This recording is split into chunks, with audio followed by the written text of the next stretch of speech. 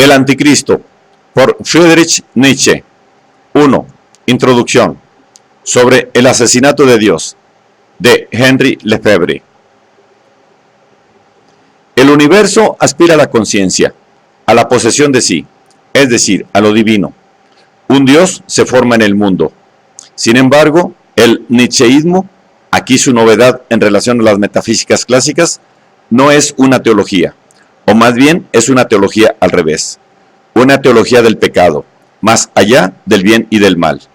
Dios, el Dios infinito de los cristianos, se forma realmente en el mundo, al mismo tiempo que el hombre y en el hombre. El hombre puede realmente servir a Dios, y aquí el bien y el mal, porque es necesario que el hombre se ofrezca en holocausto y que muera para que Dios nazca. Los teólogos han esperado esta fatalidad situando lo divino en lo sobrenatural que exige el sacrificio de la naturaleza y de la tierra. Inversamente, lo humano exige la muerte de Dios. Estos dos rivales, estos dos grandes antagonistas, no pueden realizarse juntos. La realización supone una aniquilación. El hombre tiene que matar a Dios. Nietzsche experimenta religiosamente el fin de las religiones y el crepúsculo de los dioses.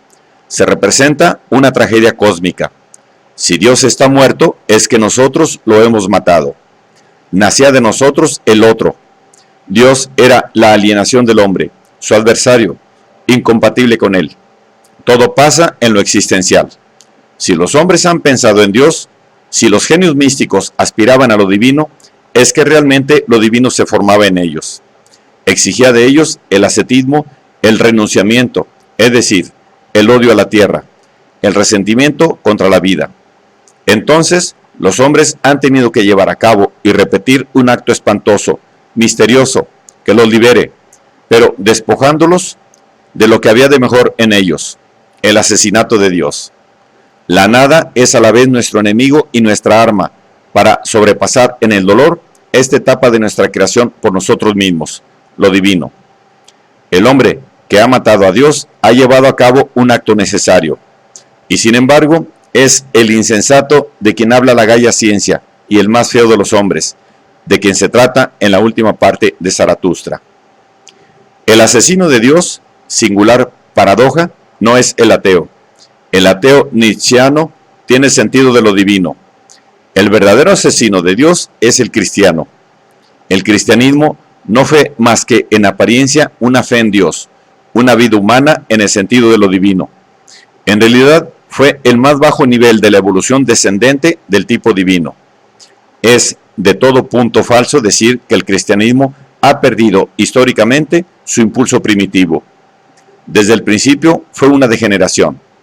El cristianismo, o más exactamente el judeo-cristianismo, no ha sido, según Nietzsche, más que una invención del resentimiento judío para arrastrar el mundo a la decadencia. Fue una especie de mala jugada genial, una invención grotesca y feroz de los judíos para vengarse de las innumerables vejaciones y persecuciones que ya habían sufrido. Los judíos han turbado y corrompido los espíritus, han impedido a miles de millones de hombres gozar de la tierra. Humanamente, e incluso desde el punto de vista de la religión, el judeo-cristianismo fue un fenómeno de decadencia. En su punto de partida hubo una mala inteligencia. El creador del judeo-cristianismo, en tanto que doctrina y en tanto que iglesia, fue San Pablo, que se sirvió de la biografía de Cristo para extender la noción judaica del pecado y del Dios malo. El único cristiano auténtico fue Cristo, y murió en la cruz. Murió verdaderamente. Su presencia, su espíritu se ha perdido.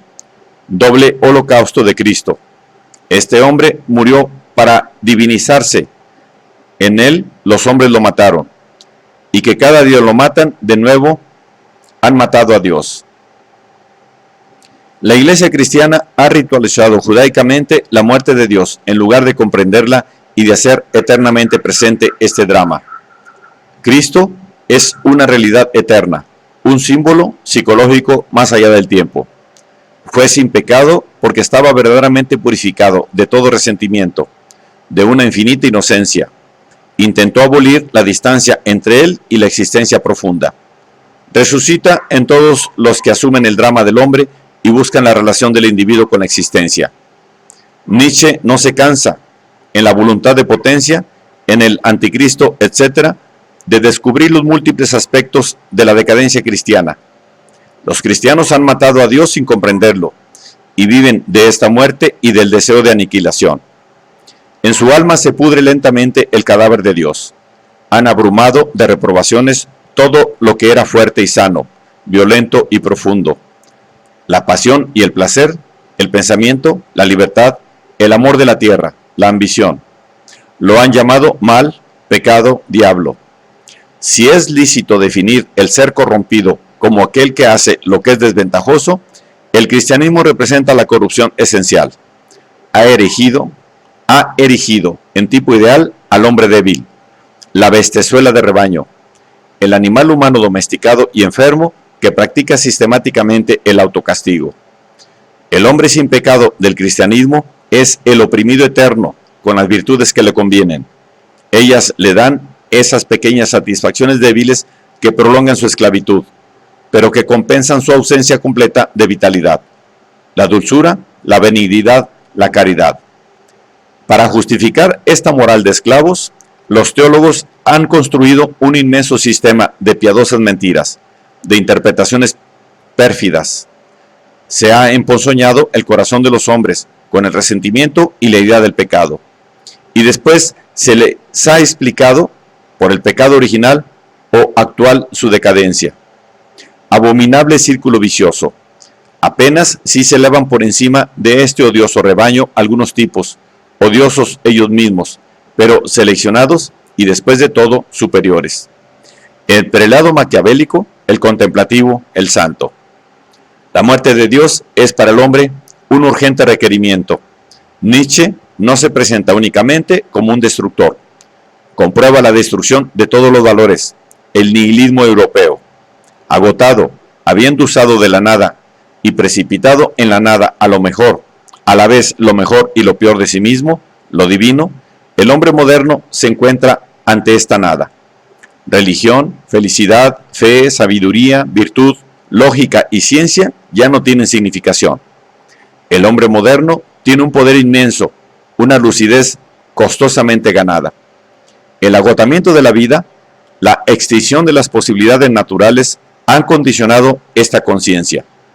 El hombre actual ignora las inmensas posibilidades de su conciencia y se encuentra impotente y vacío. Es necesario resucitar la grandeza perdida, pero transformándola, creándola de nuevo en lo sobrehumano y en lo divino. El nihilismo europeo, la inquietud y la desesperación modernas son la gran purificación. Ha sido preciso utilizar la nada contra Dios y es preciso ahora atravesar esta nada y sobrepasarla. Nuestro universo es desértico, pues carece de dioses. El hombre está solo. Es necesario que se fije una nueva meta, una nueva jerarquía de lo que vale. El hombre tiene hoy que crear el sentido del mundo, que imponerlo por medio de un acto infinitamente creador, un acto divino. La vida no tiene sentido exterior a ella. Ella es para sí misma su recompensa. Hasta aquí los hombres han montado un vasto escenario delirante. Cubrían la vida con una máscara. Bajo esta máscara representaban muy seriamente la comedia. Creían hacer otra cosa que vivir. Por ejemplo, obedecer a una providencia, ejecutar muy importantes prescripciones religiosas o morales. Estos valores han sido quizá muy útiles, se han hundido. Buscar un sentido a la vida es ya despreciarla. El sentido de la existencia está en ella. La realidad de la potencia está en su acto.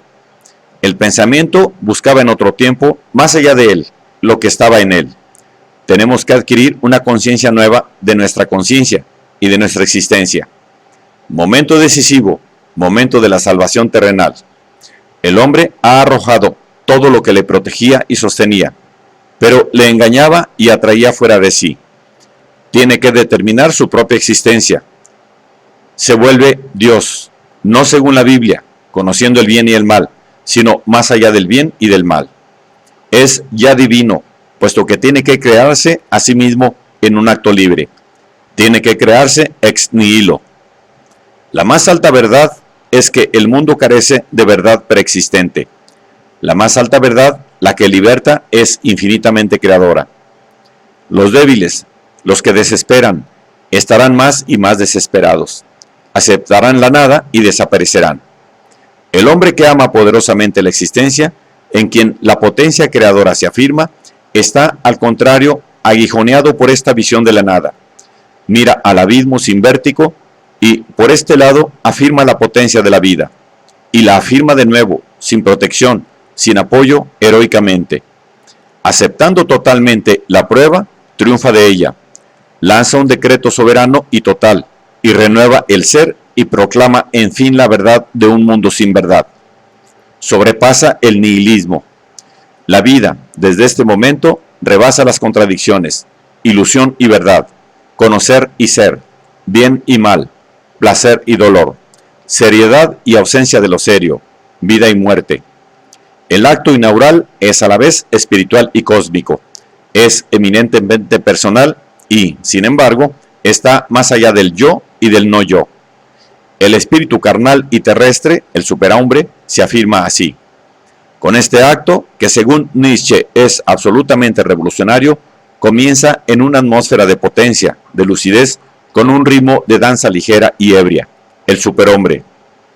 Pronto vendrán los nuevos hiperbóreos, que tendrán oídos nuevos para una música nueva, conciencia nueva para verdades nuevas. Ellos desarrollarán las consecuencias de la nueva revelación y crearán totalmente la grandeza que se ha perdido en medio de las falsas afirmaciones metafísicas y religiosas. Un tránsito misterioso se opera en toda gran obra de arte. Las tinieblas se metamorfosean en luz, el sueño y el ensueño en ideas, la existencia encadenada al tiempo, a la lucha, a la muerte, a la nada, a la verdad y a la ilusión en forma pura. Esta gran liberación tiene que cumplirse para la existencia total y para la vida en su profundidad. El fundamento de nuestro ser, la potencia, es llamado a la luz en este paroxismo de tensión. Dioniso, habiendo asumido el peso de la existencia, descubre su identidad con Cristo. Se ha sobrepasado volviéndose Apolo y Sócrates, mientras que el conocimiento, salido de Sócrates, se une a la música que nace de las profundidades del alma. ¿Ascetismo? ¿Renunciamiento? No, gozo. Gozo de gustar sin amargura, libremente, de todas las cosas buenas. Gozo profundo, más allá del placer y del dolor. La existencia se trasciende sin salir de ella misma. Tenemos que entrar, según Nietzsche, en la gran resurrección que seguirá al nihilismo, en la superabundancia de formas espirituales y de gozo terrestre no fingidos, en la preocupación, en la despreocupación radiante. El espíritu se vuelve otra vez niño. Ha sido encontrada. ¿Quién? La eternidad. Es la mar mezclada con el sol. Había escrito Rimbaud, evocando, como Nietzsche, la unión de las profundidades y de la luz. Las barreras entre los seres, los límites, serán rotos por Dioniso vencedor, dios de la metamorfosis que recorrerá libremente las formas. Las posibilidades del mundo estaban agotadas. De ahí precisamente la posible novedad. Participar en todo lo que fue. Concentrarlo en un ser único, el superhombre. Con el asesinato de Dios, el hombre pone fin a un posible que quizá habría roto el ciclo del devenir, orientándolo hacia lo infinito, es decir, hacia la persecución sin fin de lo divino. Del mismo golpe ha establecido el devenir, pero establecido la eternidad en el devenir. Está entonces presto a aceptar la vida tal cual es, precisamente porque transforma la conciencia de ella. Es preciso hacer notar aquí que para Nietzsche el problema no es transformar la vida, sino justificarla tal como es. Creador de sí mismo, el hombre comprende entonces cómo la existencia ha llegado hasta él y se sitúa en el momento crucial del devenir, en el momento en que la vida reconoce la identidad del conocer y del ser, la identidad profunda de la potencia.